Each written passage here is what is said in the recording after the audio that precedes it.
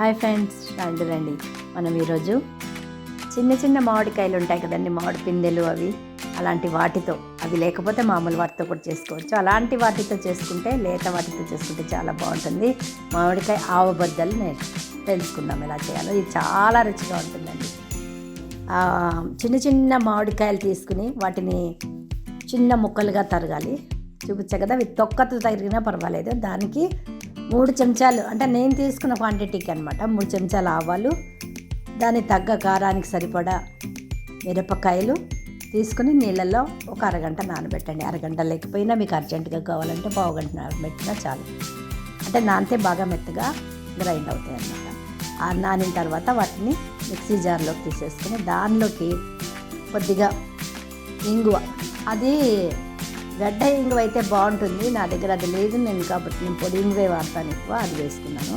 తర్వాత తగినంత ఉప్పు, ఎంత ఇంత అని లేదండి, అది మన తీసుకున్న మామిడికాయ పులుపు దాన్ని బట్టి మనం కారం ఉప్పు వేసుకుంటూ ఉండాలి.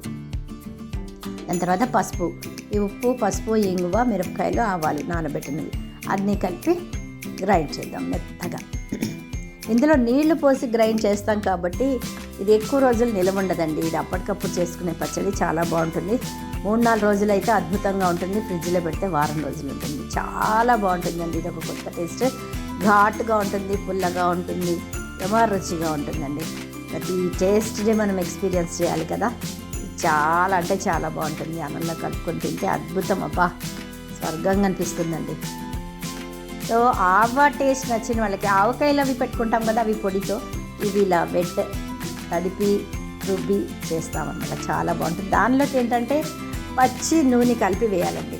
ఇప్పుడు అది కలిపిన తర్వాత ఆవ అందులో పెట్టి ముక్కల్లో కలిపేసిన తర్వాత దానిలో నేను పల్లి నూనె వాడతాను ఎక్కువగా పచ్చళ్ళల్లోకి, కూరల్లోకి వాటిలోకి రిఫైండ్ ఆయిల్ వాడినా, దీనిలోకి మాత్రం ఖచ్చితంగా పచ్చళ్ళల్లోకి పల్లి నూనె వాడతానమాట. ఆ పల్లి నూనె వేసుకుని, కొంతమంది నువ్వుల నూనె కూడా వేసుకుంటారు, ఎవరి అభిరుచి వాళ్ళది. పల్లి నూనె వేసుకుంటే చాలా రుచిగా ఉంటుంది. నాకైతే వేసుకుని తిని చూడండి, అబ్బా అద్భుతం అండి. ఈ పచ్చడి తింటుంటైతే మనకి నోట్లో లాలాజలు ముడిపోతుంది. అబ్బాబ్బాబ్బాబ్బా సూపర్ అండి, అద్భుత. నేనైతే అంటే అప్పుడప్పుడు దొరికే వాటితో అప్పుడప్పుడు వెరైటీగా ఇలా చేసుకుని తింటూ ఉంటే మన నోటికి కూడా ఈరోజు ఏం తిందామా అని ఉంటుంది. మనం ఎంత ఉత్సాహంగా తింటామో అంత ఉత్సాహంగా మనం ఉంటాం.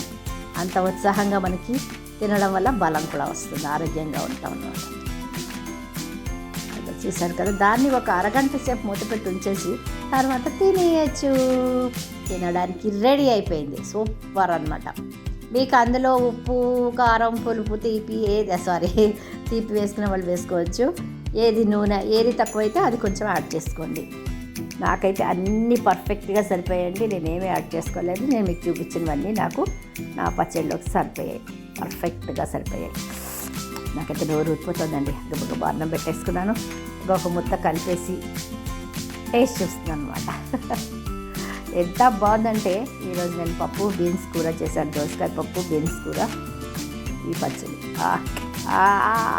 పెట్టండి పట్టండి, ఇదేంటి తిన్నారా? అబ్బా సూపర్ ఉందండి. రండి, ఇంకొక ముద్ద కావాలా? రండి, మరి ఇంకొక ముద్ద కూడా పట్టేసేయండి. రండి, ఇరుగదు.